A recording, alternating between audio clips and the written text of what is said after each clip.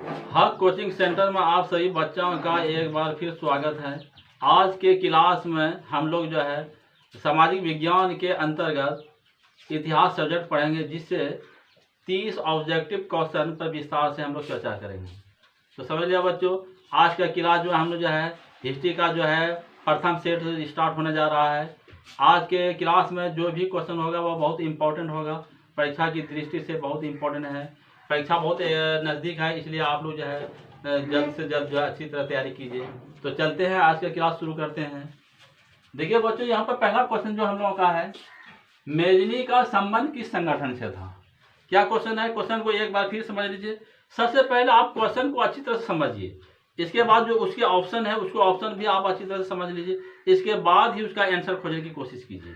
तो चलिए, पहला क्वेश्चन क्या कह रहा है कि मेजनी का संबंध किस संगठन से था। ए है लाल सेना, बी है कार्बोनरी, सी है फिलिक हेट्रिया और डी है डायट। एक बार फिर क्वेश्चन को समझ लीजिए। मेजनी का संबंध किस संगठन से था। ए है लाल सेना, बी है कार्बोनरी, सी है फिलिक हेट्रिया और डी है डायट। तो इसका सही ऑप्शन होगा मेजनी का संबंध कार्बोनरी संगठन से था। किस संगठन से था, कार्बोनरी संगठन से था। यह क्वेश्चन आपका बहुत इंपॉर्टेंट है परीक्षा की दृष्टि से। तो आप मेजनी के संबंध में थोड़ा विस्तार से समझ लीजिए। मेजनी इटली का रहने वाला था। मेजनी मेजनी जो है कहाँ का रहने वाला था, वह इटली का रहने वाला था। वह जो है साहित्यकार, गणतांत्रिक विचारों का समर्थक एवं योग्य सेनापति था। उन्होंने जो है कार्बोनरी संगठन का गठन किया, जो छापा मार युद्ध के द्वारा राजतंत्र को समाप्त कर गणराज्य की स्थापना करना चाहता था। समझ लिया बच्चों। मेजनी ने 1831 ईस्वी में यंग इटली नामक संगठन का स्थापना की। साथ ही साथ उन्होंने 1834 ईस्वी में यंग यूरोप नामक संगठन का जो स्थापना की। वह जो है यूरोप में चल रहे राष्ट्रीय आंदोलन को जो है प्रोत्साहन मिल सके, इस उद्देश्य से उन्होंने 1834 ईस्वी में यंग इटली नामक संस्था की स्थापना की, ताकि यूरोप के अन्य देशों में चल रहे राष्ट्रीय आंदोलन को प्रोत्साहन मिल सके। मेजनी जो है इटली का एकीकरण करना चाहता था, इसलिए उन्होंने इटली के लिए यह सब प्रयास उन्होंने अपने बलबूते पर किया। तो समझ लिया कि मेजनी का संबंध किस संगठन से था। इसका सही ऑप्शन है बी, कार्बोनरी। समझ लिया बच्चों। अगला क्वेश्चन देखते हैं, क्वेश्चन नंबर 2। इटली एवं जर्मनी के एकीकरण के विरोध निम्न में कौन था। क्या क्वेश्चन है, इटली एवं जर्मनी के एकीकरण के विरुद्ध निम्न में कौन था। ए है इंग्लैंड, बी है रूस, सी है ऑस्ट्रिया और डी है पर्सा। तो इसका सही ऑप्शन क्या होगा बच्चों, बताइए इसका। तो इटली एवं जर्मनी के एकीकरण के विरोध निम्न में कौन था। तो इसका सही ऑप्शन होगा ऑप्शन सी, ऑस्ट्रिया।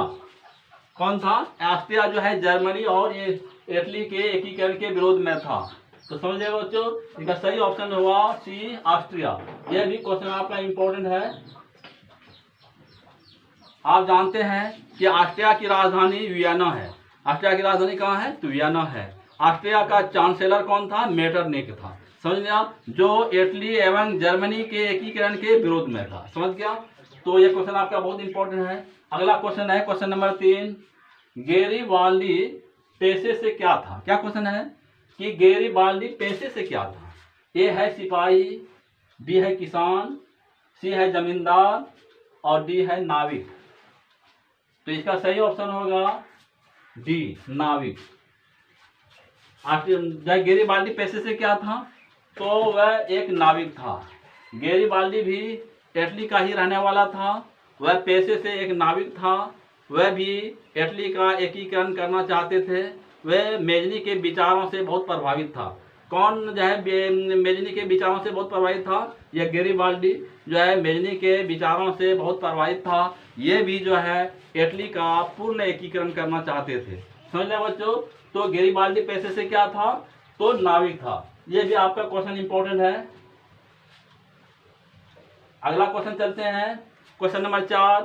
जर्मन राइन राज्य का निर्माण किसने किया था? क्या क्वेश्चन है? जर्मन राइन राज्य का निर्माण किसने किया था? ए है लुई 18वां, बी है नेपोलियन बोनापार्ट, सी है नेपोलियन थर्ड और डी है बिस्मार्क। क्वेश्चन एक बार फिर समझ लीजिए, जर्मन राइन राज्य का निर्माण किसने किया था? तो इसका सही ऑप्शन होगा नेपोलियन बोनापार्ट। इसका सही ऑप्शन क्या है? तो नेपोलियन बोनापार्ट, इन्होंने ही जो है जर्मन राइन राज्य का निर्माण किया था। समझ लिया बच्चों, यह भी क्वेश्चन आपका बहुत इंपॉर्टेंट है। अगला क्वेश्चन चलता है, क्वेश्चन नंबर 5। रक्त एवं लोह की नीति का अवलंबन किसने किया? क्या क्वेश्चन है? रक्त एवं लोह की नीति का अवलंबन किसने किया? तो ए है मेजनी, बी है हिटलर, सी है बिस्मार्क और डी है विलियम फर्स्ट। एक बार फिर क्वेश्चन को समझ लीजिए, रक्त एवं लोह की नीति का अवलंबन किसने किया था? ए है मेजनी, बी है हिटलर, सी है बिस्मार्क और डी है विलियम फर्स्ट। तो इसका सही ऑप्शन होगा तो बिस्मार्क। क्या है इसका सही ऑप्शन? तो इसका सही ऑप्शन होगा बिस्मार्क। बिस्मार्क ने ही जो रक्त एवं लोह की नीति का अवलंबन किया। समझ लिया बच्चों? तो बिस्मार्क के बारे में थोड़ा सा आप विस्तार से समझ लीजिए।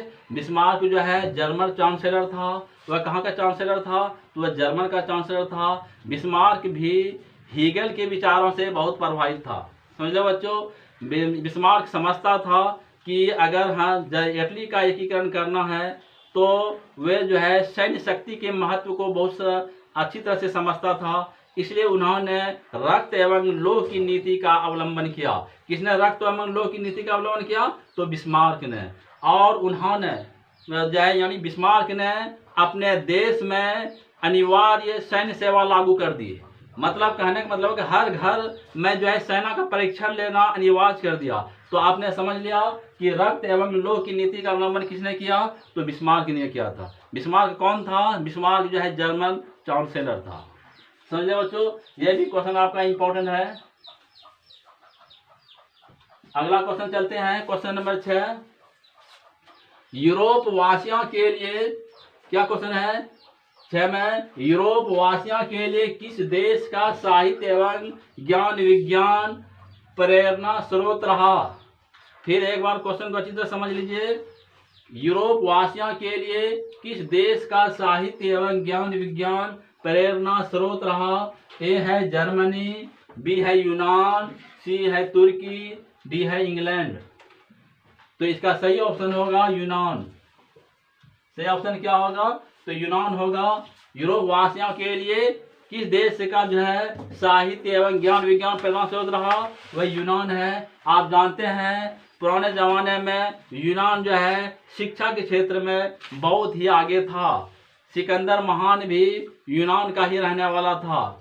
तो आपने समझ लिया कि किस यूरोप वासियों के लिए किस देश का साहित्य एवं ज्ञान विज्ञान प्रेरणा स्रोत रहा? वह यूनान। यह भी क्वेश्चन आपका इंपॉर्टेंट है। अगला क्वेश्चन चलते हैं, क्वेश्चन नंबर 7। फ्रैंकफर्ट की संधि कब हुई? क्या क्वेश्चन है? फ्रैंकफर्ट की संधि कब हुई? ए है 1864, बी है 1866 और सी है 1870 और डी है 1871। तो फ्रैंकफर्ट की संधि कब हुई? तो इसका सही ऑप्शन होगा डी 1871 ईस्वी में फ्रैंकफर्ट की संधि हुई। समझ गया बच्चों?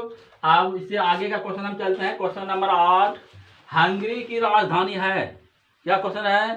हंगरी की राजधानी है। ए है टोक्यो, बी है बुडापेस्ट, सी है पेरिस और डी है मॉस्को। तो हंगरी की राजधानी कहाँ है बच्चों? इसका सही ऑप्शन होगा बी बुडापेस्ट। हंगरी की राजधानी कहाँ है? तो बुडापेस्ट है। टोक्यो कहाँ की राजधानी है बच्चों? ये जापान की राजधानी है। जापान की राजधानी कहाँ है? टोक्यो। समझ लिया? जैसे पेरिस है, यह पेरिस कहाँ की राजधानी है? यह फ्रांस की राजधानी पेरिस है। समझ गया? और मॉस्को यह कहाँ की राजधानी है? यह सोवियत रूस की राजधानी है मॉस्को। तो यहाँ पर क्वेश्चन था कि हंगरी की राजधानी कहाँ है? तो इसका सही ऑप्शन हुआ बी बुडापेस्ट। समझ लिया बच्चों? अब हम जो है इससे आगे के क्वेश्चन चलते हैं, क्वेश्चन नंबर 9। ऑस्ट्रिया की राजधानी है? क्या क्वेश्चन है? ऑस्ट्रिया की राजधानी है। ए है वियना, बी है बुडापेस्ट, सी है पेरिस और डी है कोलंबो। तो ऑस्ट्रिया की राजधानी कहाँ है बच्चों? तो इसका सही ऑप्शन होगा ए, वियना। आपने अभी भी पढ़ा कि ऑस्ट्रिया की राजधानी वियना है। ऑस्ट्रिया का चांसलर कौन था? मेटरनिक था, जो इटली के एकीकरण के विरोध में था। समझ रहे बच्चों? तो ऑस्ट्रिया की राजधानी कहाँ है? तो वह वियना है। समझ रहे बच्चों? आगे क्वेश्चन चलते हैं। क्वेश्चन नंबर 10, रूस में जार का क्या अर्थ होता है? क्या क्वेश्चन है कि रूस में जार का क्या अर्थ होता है? ए है पीने का बर्तन, बी है पानी रखने का मिट्टी का पात्र, सी है रूस का सामन और डी है रूस का सम्राट। फिर एक बार क्वेश्चन को समझ लीजिए। रूस में जार का क्या अर्थ होता है? तो इसका सही ऑप्शन होगा डी हुआ रूस का सम्राट।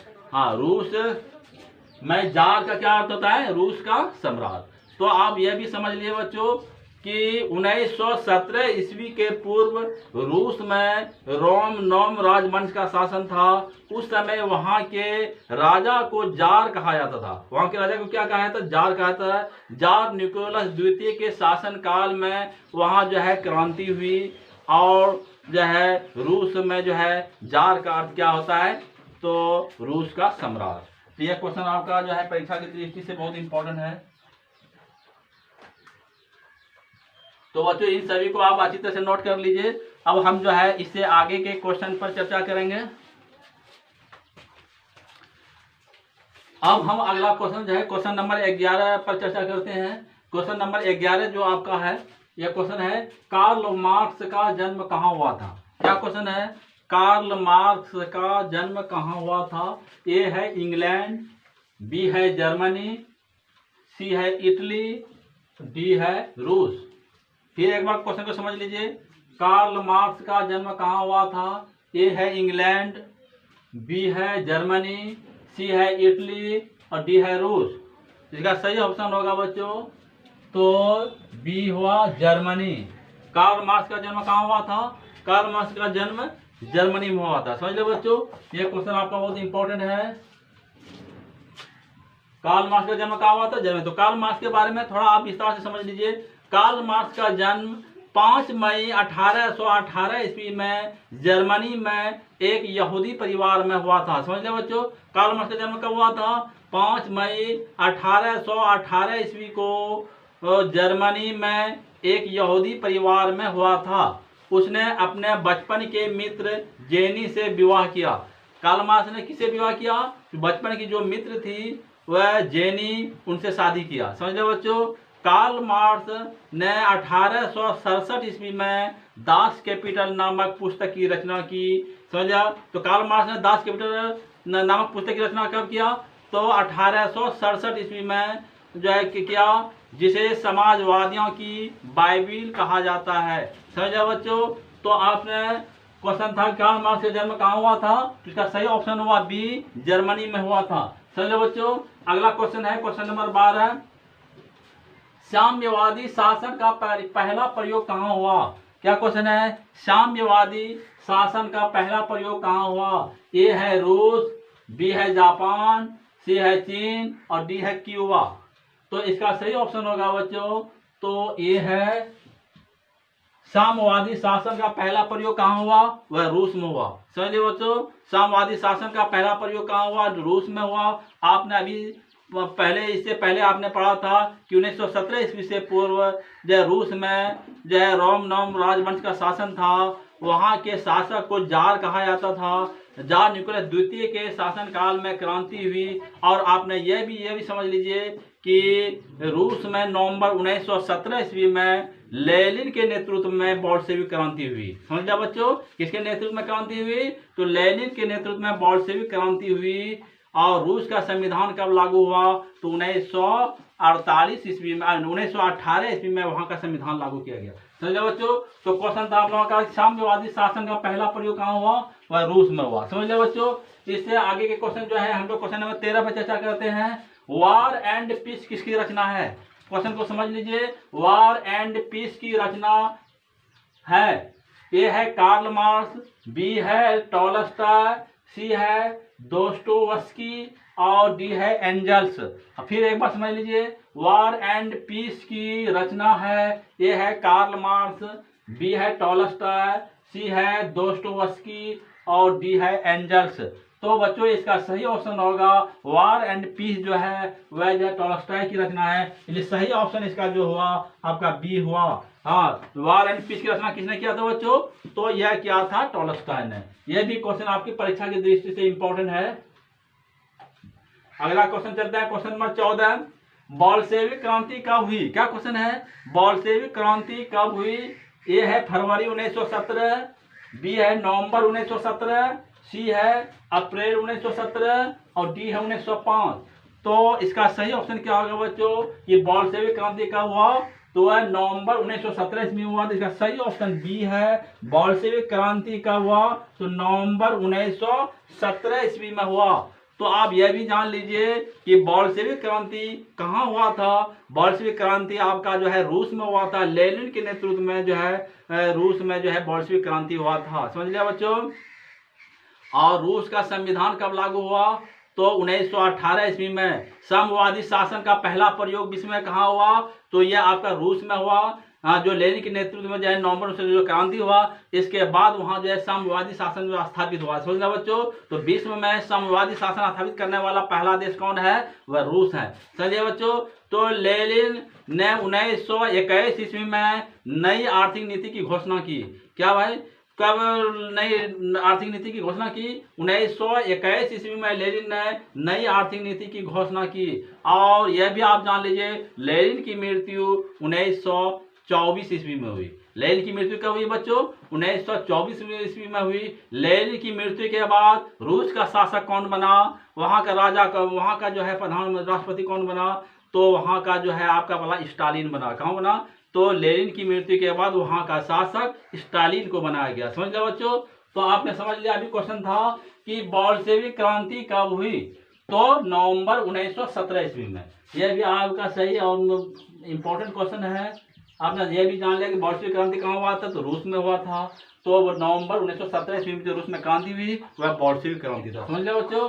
अगला क्वेश्चन है, क्वेश्चन नंबर 15, लाल सेना का गठन किसने किया था? क्या क्वेश्चन है? लाल सेना का गठन किसने किया था? तो इसका सही ऑप्शन है कार्ल मार्क्स, बी है स्टालिन, सी है ट्रॉट्स्की और डी है केरेंस्की। लाल सेना का गठन किसने किया था? लाल सेना का गठन जो है किया था ट्रॉट्स्की ने किया। इसका सही ऑप्शन जो होगा वह सी होगा। लाल सेना का गठन किसने किया था? तो ट्रॉट्स्की ने किया था।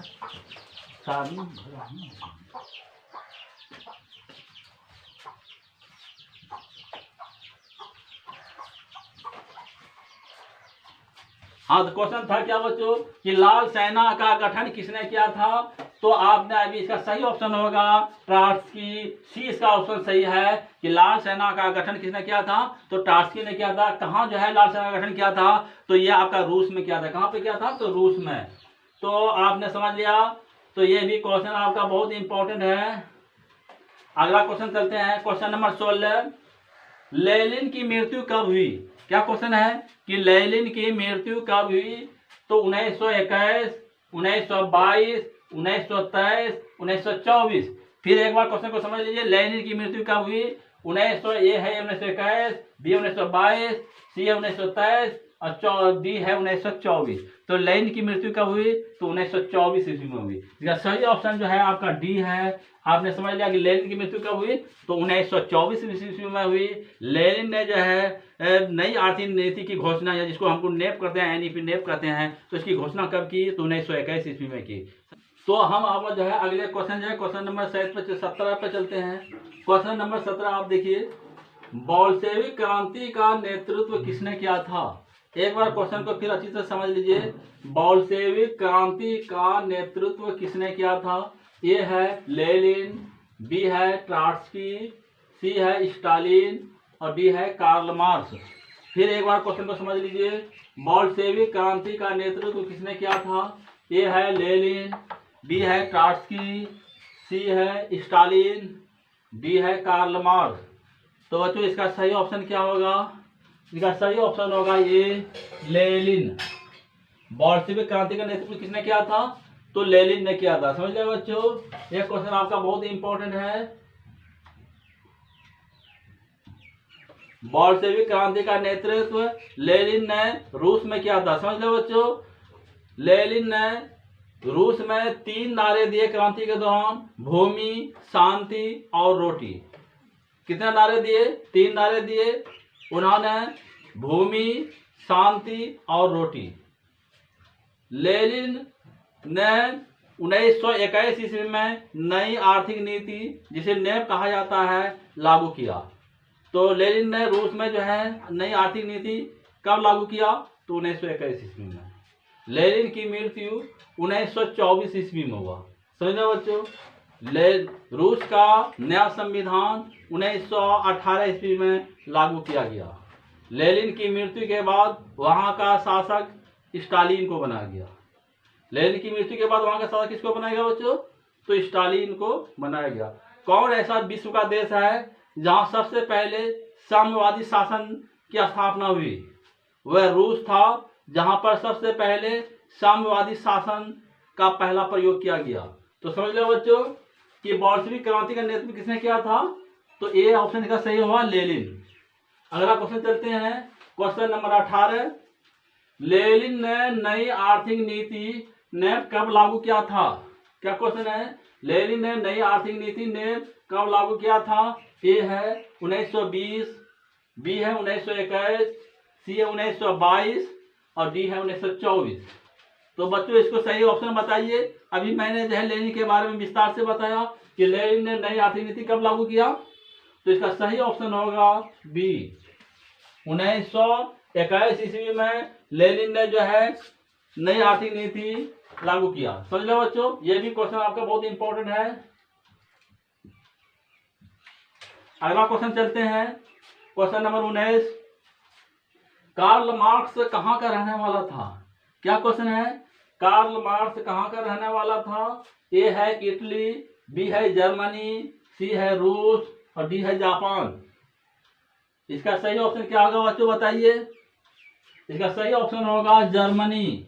इसका सही ऑप्शन क्या है? जर्मनी। कार्ल मार्क्स कहाँ का रहने वाला था? तो वह जर्मनी का रहने वाला था। तो इसका सही ऑप्शन बी हुआ। ये भी क्वेश्चन जो है परीक्षा की दृष्टि से बहुत इंपॉर्टेंट है। आप जो है कार्ल मार्क्स के बारे में विस्तार से समझ लीजिए। कार्ल मार्क्स का जन्म 5 मई 1818 ईस्वी को जर्मनी में एक यहूदी परिवार में हुआ था। उसने अपने बचपन के मित्र जेनी से विवाह किया। समझे बच्चों, कार्ल मार्क्स ने 1867 ईस्वी में दास कैपिटल नामक पुस्तक की रचना की। कार्ल मार्क्स ने कौन सी पुस्तक की रचना की? तो दास कैपिटल नामक पुस्तक की रचना की। कब रचना किया था? तो 1867 ईस्वी में। समझ लिया बच्चों कि कार्ल मार्क्स ने 1867 ईस्वी में दास कैपिटल नामक पुस्तक की रचना की, जिसे समाजवादियों की बाइबिल कहा जाता है। समझ लिया बच्चों। तो इसका सही ऑप्शन जो कि अभी जो पूछ रहा था कि कार्ल मार्क्स कहाँ का रहने वाला था, तो इसका सही ऑप्शन जो हुआ बी हुआ, वह जर्मनी का रहने वाला था। समझ लिया बच्चों। अगला क्वेश्चन चलते हैं, क्वेश्चन नंबर 20। दास कैपिटल नामक पुस्तक की रचना किसने किया था? क्या क्वेश्चन है? दास कैपिटल नामक पुस्तक की रचना किसने किया था? ए है लेनिन, बी है स्टालिन, सी है कार्ल मार्क्स और डी है ट्रॉट्स्की। तो बच्चों मैंने अभी जो है कार्ल मार्क्स की जीवनी के बारे में विस्तार से बताया। तो बताइए कि दास कैपिटल नामक पुस्तक की रचना किसने किया था? तो इसका सही ऑप्शन होगा सी, कार्ल मार्क्स। दास कैपिटल नामक पुस्तक की रचना किसने किया था? तो कार्ल मार्क्स ने किया था। यह भी जो है परीक्षा की दृष्टि से बहुत इंपॉर्टेंट है क्वेश्चन। अब हम जो है इससे आगे के क्वेश्चन पर विस्तार से चर्चा करते हैं। अगला क्वेश्चन देखिए, क्वेश्चन नंबर 21 है, हिंद चीन क्षेत्र में कौन से देश आते हैं? क्या क्वेश्चन है कि हिंद चीन क्षेत्र में कौन से देश आते हैं? ए है चीन, वियतनाम, लाओस, बी है हिंद चीन कोमा वियतनाम कोमा लाओस, सी है कंबोडिया, वियतनाम, लाओस, सी है कंबोडिया, वियतनाम, लाओस और डी इसका ऑप्शन है कंबोडिया, वियतनाम, चीन, थाईलैंड। तो बच्चों हिंद चीन क्षेत्र में कौन से देश आते हैं? तो इसका सही ऑप्शन होगा सी। इसका सही ऑप्शन कौन है बच्चों? तो इसका सही ऑप्शन जो है आपका है सी है। तो हिंद चीन क्षेत्र में कौन से देश आते हैं? वह आता है कंबोडिया, वियतनाम और लाओस। समझ लो बच्चों, ये भी क्वेश्चन आपका परीक्षा की दृष्टि से बहुत इंपॉर्टेंट है। आप ये भी समझ लीजिए हिंद चीन का क्या अर्थ होता है। क्वेश्चन जो है लॉन्ग क्वेश्चन भी आपको पूछ सकता है। हिंद चीन से आप क्या समझते हैं? तो हिंद चीन से तात्पर्य वियतनाम, लाओस और कंबोडिया के क्षेत्र आते हैं। क्या समझा बच्चों? हिंद चीन से तात्पर्य कंबोडिया, लाओस और वियतनाम आते हैं। प्राचीन काल में यानी मध्य युग में एवं प्राचीन काल में जो है लाओस एवं कंबोडिया पर भारतीय संस्कृति का प्रभाव था। किस संस्कृति का प्रभाव था? लाओस एवं कंबोडिया पर, लाओस एवं कंबोडिया पर भारतीय संस्कृति का प्रभाव था, जबकि वियतनाम पर चीन का प्रभाव था। इसीलिए इन दोनों के प्रभाव के कारण इस क्षेत्र को हिंद चीन के देशों के नाम से जाना जाता है। समझ लो बच्चों, आप यह भी समझ लीजिए कंबोडिया में 12वीं शताब्दी में, कब? 12वीं शताब्दी में राज सूर्यवर्मा द्वितीय ने कंबोडिया में अंकोर वाट का मंदिर का निर्माण कराया था। तो क्वेश्चन आ सकता है अंकोर वाट का मंदिर कहाँ है बच्चों? तो वह कंबोडिया में है। अंकोर वाट का मंदिर का निर्माण किसने कराया था? तो राज सूर्यवर्मा द्वितीय ने 12वीं शताब्दी में कराया था। तो समझ ले बच्चों, तो क्वेश्चन था हिंद चीन क्षेत्र में कौन से देश आते हैं? तो इसका सही ऑप्शन था सी, कंबोडिया, वियतनाम एवं लाओस। ये तीनों क्षेत्र जो हिंद चीन के क्षेत्र में आते थे। अगला क्वेश्चन है क्वेश्चन नंबर 22। अंकोर वाट का मंदिर कहाँ पर स्थित है? क्या क्वेश्चन है? अंकोर वाट का मंदिर कहाँ पर स्थित है? ए है वियतनाम, बी है थाईलैंड, सी है लाओस, डी है कंबोडिया। तो एक बार क्वेश्चन को बच्चों अच्छी तरह से समझ लीजिए। अंकोर वाट का मंदिर कहाँ पर स्थित है? ए है वियतनाम, बी है थाईलैंड, सी है लाओस, डी है कंबोडिया। तो इसका सही ऑप्शन क्या होगा बच्चों बताइए? अंकोर वाट का मंदिर वह कंबोडिया में स्थित है। कहाँ पर स्थित है? तो कंबोडिया में स्थित है। इसका सही ऑप्शन जो हुआ वह डी है। अंकोर वाट का मंदिर कहाँ पर स्थित है? तो कंबोडिया में है। यह भी क्वेश्चन आपका बहुत इंपॉर्टेंट है।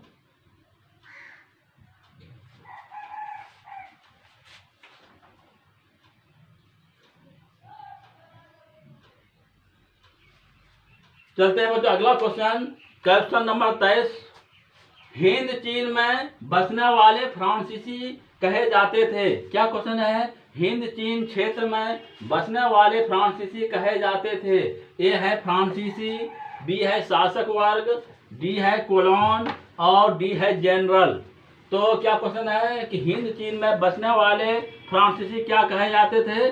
तो कोलोन कहे जाते थे। क्या कहे जाते थे बच्चों? कोलोन। इसका सही ऑप्शन होगा सी, कोलोन कहे जाते थे। हिंद चीन क्षेत्र में बसने वाले फ्रांसीसी कोलोन कहे जाते थे। तो बच्चों इसको आप अच्छी तरह से नोट कर लीजिए और हम जो है इससे आगे के क्वेश्चन पर फिर चर्चा करेंगे। अब हम जो है इससे आगे के क्वेश्चन पर चर्चा करते हैं। यह क्वेश्चन नंबर आपका जो है 24 है। क्वेश्चन नंबर 24 में कह रहा है कि नरोत्तम सिन्हानु कहाँ के शासक थे? फिर एक बार क्वेश्चन को समझ लीजिए। नरोत्तम सिन्हानु कहाँ के शासक थे? ए है वियतनाम, बी है लाओस, सी है थाईलैंड, डी है कंबोडिया। फिर एक बार समझ लीजिए नरोत्तम सिन्हानु कहाँ के शासक थे? ए है वियतनाम, बी है लाओस, सी है थाईलैंड और डी है कंबोडिया। तो इसका सही ऑप्शन क्या होगा बच्चों? इसका सही ऑप्शन होगा डी। इसका सही ऑप्शन क्या है? तो डी है। नरोत्तम सिन्हानु कंबोडिया के शासक थे। कहाँ के शासक थे? कंबोडिया के शासक थे। अगला क्वेश्चन देखते हैं question number 25। The history of the loss of Vietnam. क्या क्वेश्चन है? The history of the loss of Vietnam किसने लिखा था? हाउ चिन मिन। ये क्या है? हाउ ची मिन। बी है फान बोई चाओ, सी है कुआंग और डी है तिरयू। फिर एक बार समझ लीजिए, the history of the loss of Vietnam किसने लिखा था? ए है हाउ ची मिन, बी है फान बोई चाओ, सी है कुआंग और डी है तिरयू। तो इसका सही ऑप्शन क्या होगा बच्चों? इसका सही ऑप्शन जो होगा वह है फान बोई चाओ। इसका सही ऑप्शन बी हुआ। The history of the loss of Vietnam किसने लिखा था? फान बोई चाओ ने लिखा था, जिन्होंने जो है ये किताब लिखकर वियतनाम में हलचल मचा दिया था। समझ लो बच्चों, इस जो है फान बोई चाओ ने the history of the loss of Vietnam लिखकर वहां जो है वियतनाम में हलचल पैदा कर दी। तो यह भी क्वेश्चन आपका बहुत इंपॉर्टेंट है कि the history of the loss of Vietnam किसने लिखा था? तो सही ऑप्शन बी हुआ, फान बोई चाओ। अब हम जो है अगला क्वेश्चन देखते हैं, क्वेश्चन नंबर 26। मार्च 1946 ईस्वी में, क्या क्वेश्चन कर रहा है? मार्च 1946 ईस्वी में फ्रांस एवं वियतनाम के बीच होने वाला समझौता किस नाम से जाना जाता है? मार्च 1946 ईस्वी में फ्रांस एवं वियतनाम के बीच होने वाला समझौता किस नाम से जाना जाता है? ए है जेनेवा समझौता, बी है हनोई समझौता, सी है पेरिस समझौता और डी है धर्मनिरपेक्ष समझौता। तो इसका सही ऑप्शन होगा हनोई समझौता। इसका सही ऑप्शन क्या होगा बच्चों? तो हनोई समझौता, इसका बी ऑप्शन सही है। मार्च 1946 ईस्वी में फ्रांस एवं वियतनाम के बीच होने वाला समझौता किस नाम से जाना जाता है? वह हनोई समझौता के नाम से जाना जाता है। यह भी क्वेश्चन आपका इंपॉर्टेंट है। अब जो है अगला क्वेश्चन चलते हैं, क्वेश्चन नंबर 27। किस प्रसिद्ध दार्शनिक ने एक अदालत लगाकर अमेरिका को वियतनाम युद्ध के लिए दोषी करार दिया? फिर एक बार क्वेश्चन समझ लीजिए, किस प्रसिद्ध दार्शनिक ने एक अदालत लगाकर अमेरिका को वियतनाम युद्ध के लिए दोषी करार दिया?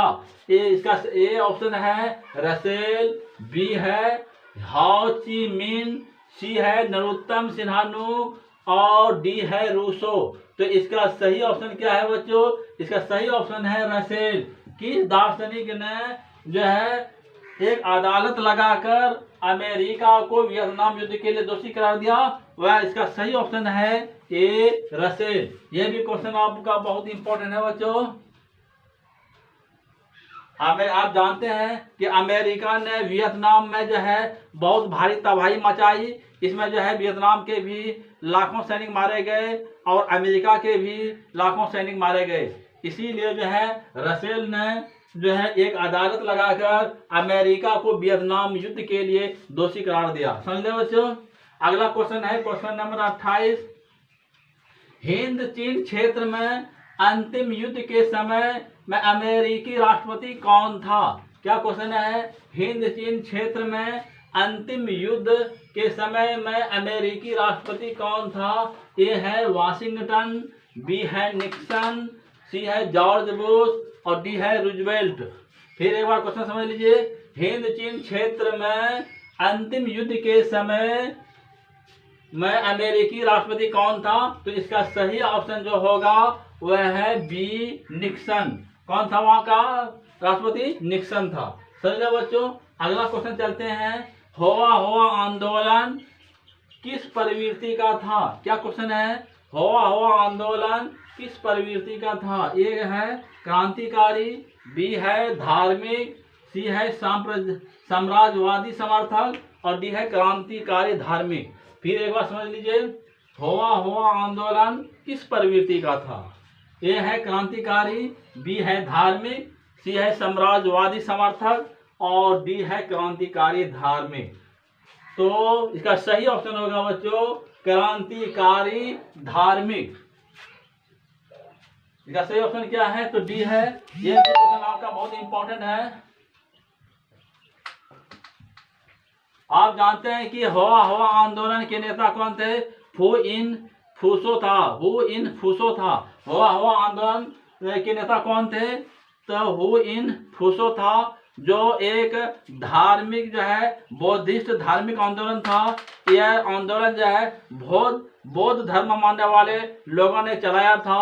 इसमें जो है आत्मदाह तक की घटना घटित होती थी। तो हुआ आंदोलन किस प्रवृत्ति का था? तो क्रांतिकारी धार्मिक, इसका सही ऑप्शन डी है। और यह किस धर्म वाले लोगों ने चलाया था? तो बौद्ध धर्म मानने वाले लोगों ने यह आंदोलन चलाया था। अगला क्वेश्चन है क्वेश्चन नंबर 30, हिंद चीन पहुंचने वाले प्रथम व्यापारी कौन थे? क्या क्वेश्चन है? हिंद चीन पहुंचने वाले प्रथम व्यापारी कौन थे? ए है इंग्लैंड, बी है फ्रांसीसी, सी है पुर्तगाली और डी है डच। एक बार समझ लीजिए, हिंद चीन पहुंचने वाले प्रथम व्यापारी कौन थे? तो इसका सही ऑप्शन जो होगा वह था पुर्तगाली। हिंद चीन पहुंचने वाले प्रथम व्यापारी कौन थे? तो वह था पुर्तगाली। तो यह भी बहुत इंपॉर्टेंट क्वेश्चन है।